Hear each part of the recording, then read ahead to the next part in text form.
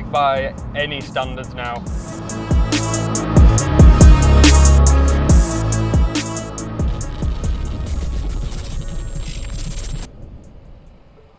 Right then, welcome back to the channel and another M4D video. In the last episode we fitted our stage 1 hybrid turbo to see this produce 440 horsepower and 700 pounds-feet of torque. In this episode we're going to be fitting this and these to max out the full potential of that hybrid turbo by putting even more fuel into the engine. So let's get that pulled into the workshop and take a closer look at what we're going to be fitting today.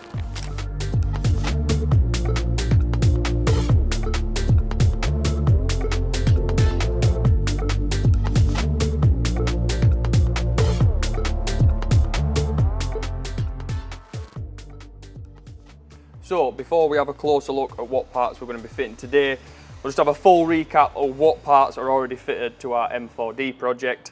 So we've got the 3.5 inch intake on there, we've got a 3.5 exhaust system on there, we've got the big Garrett core intercooler, and since the last episode we've also got our stage 1 hybrid on there. As mentioned in the intro, that made 440 horsepower and 700 pounds-feet of torque. And it's not slow. I road tested it yesterday and yeah, it's pretty quick as it is. It's not the most powerful 35D engine that we've done at Darkside. A few weeks ago we did one that made just short of 500 horsepower and just can't remember what torque it did, a lot.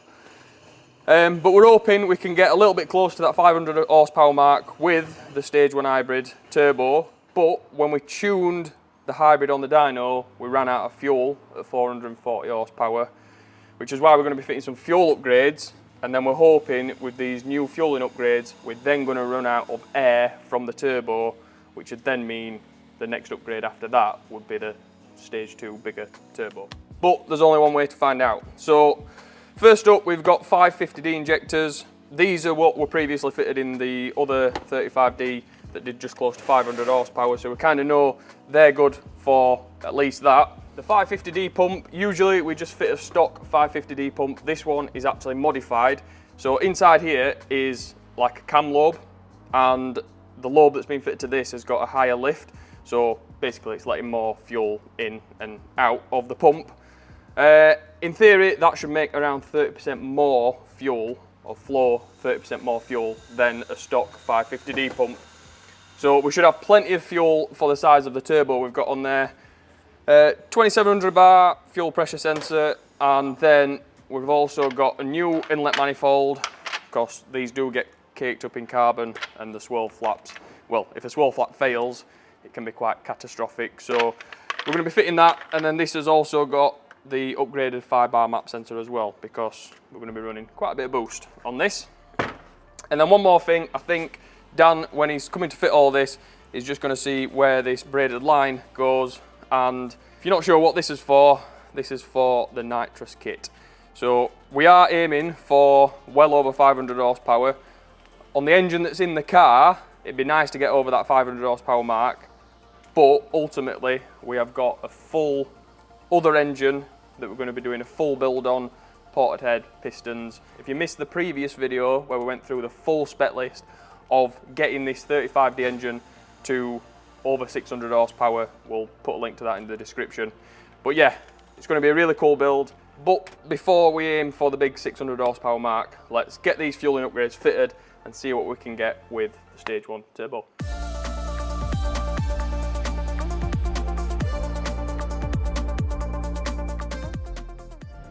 So the fuel pump and injectors are now on. Not that you can tell, everything looks pretty much as it was before we was fitting the pump and injectors. You can just about see the pump down there fitted right down the back, and obviously the injectors are in the top of the head. We have managed to run the nitrous pipe for future powers, but that'll come at a later date. So let's get this on the dyno and find out what power it's going to make with the upgraded fuel system. So quick change of plan, we were going to rip this off the ramp and get it on the dyno, but while it's still on the ramp we're going to fit the rear diff. So we have got a wave track rear differential, exactly the same as this one, but because this requires a bit of machining, we have already pre-fitted one to this rear differential housing, so that's ready just to drop the old one out and put the new one in. We've got gear oil in there, and then again, just while it's on the ramp, we're going to be fitting this rear anti-roll bar. So let's get it up and get these fitted.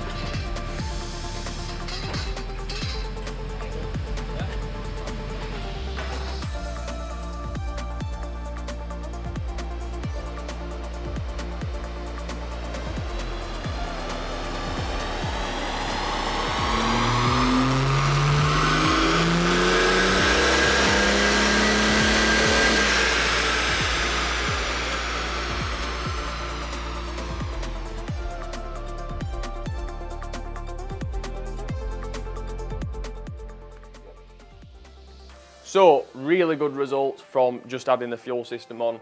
We are now at the limit of the turbo again. So this entire project is just chicken and egg, which can we max out first and then upgrade and then we max something else out. So we are now at the limit of our new stage 1 turbo, 483.8 horsepower and near enough touching 800 pounds-foot of torque.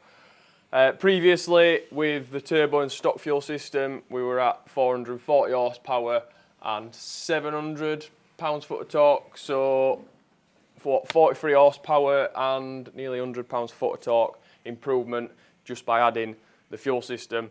But as I said, we are now at the limit of the stage 1 turbo.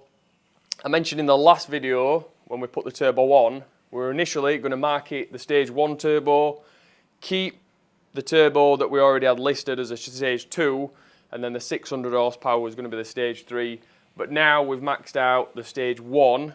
I think the difference between the stage 1 and stage 2 is not going to be big enough to make it viable to continue to sell both of them.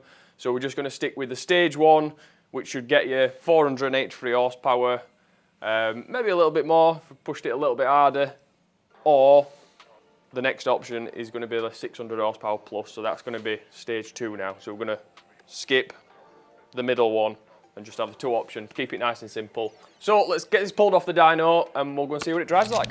So we are back out in the M4D with an extra 40 odd horsepower and even more torque than the last video. We're already up to temperature this time, so there's no faffing about, driving about, trying to get it up to temperature. So let's just see how much quicker this is now.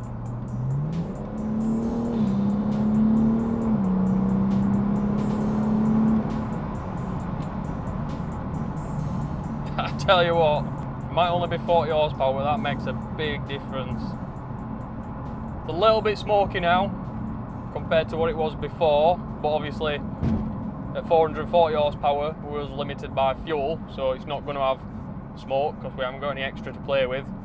Now we kind of got too much fuel and we haven't got enough air coming from the turbo.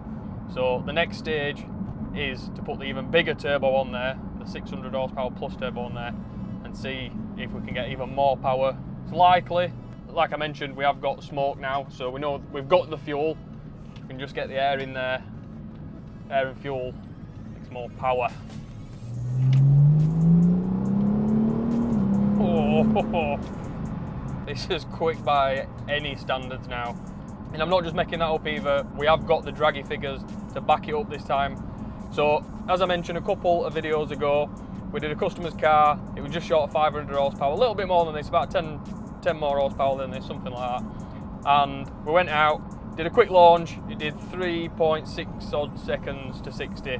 And by any standards, 3.6 is not slow. But obviously, you get people in the comments saying, oh, 500 horsepower, it should do quicker than that. Yeah, fair enough. But at the end of the day, we're not going to try and beat any records in a customer's car on a public road. Whereas this one, this is our own car, and we've got a bit more spare time, so we've been able to take this to a private runway and do a little bit more testing. So I'll put a clip up now of what this did the other day. So as you've just seen, that was a 3.19 second run to 60, and then 100 to 200 kilometers an hour was 8.67. yeah, 8.67 seconds, 100 to 200, and that was equivalent to an 11.3 quarter mile. So even though this has got 10 horsepower less than the customer's car that everybody said wasn't that quick, we've done half a second quicker, 0 to 60. And like I said, that's kind of just down to being able to spend the time to dial in the launch a little bit and not really being that bothered if we break it. I mean, I know if we break it, we've got to fix it, but being a zone car, we can have a little bit less mechanical sympathy, put it like that. But we're not finished with it yet. So the next video, we are going to be installing the 600 horsepower plus turbo, getting it back on the dyno again, tuning it to see what power we can get up to. We have got the nitrous kit to go on there as well. So in theory, we should be well into the 500 horsepowers. It'd be nice to even touch the 600 horsepower fuel only. Whether that's possible, we'll find out. And then with the nitrous, who knows? We'll see where the rest of this project takes us. So let's head back to the workshop. Hopefully you've liked this video. If you're one of the people that commented in the customer's car video and said 3.6 seconds to 60 wasn't quick, what do you reckon? 3.19? Is that quick? Let us know what you think. If there's still a little bit more in it, again, let us know in the comments. But thank you very much for watching. We'll see you in the next one.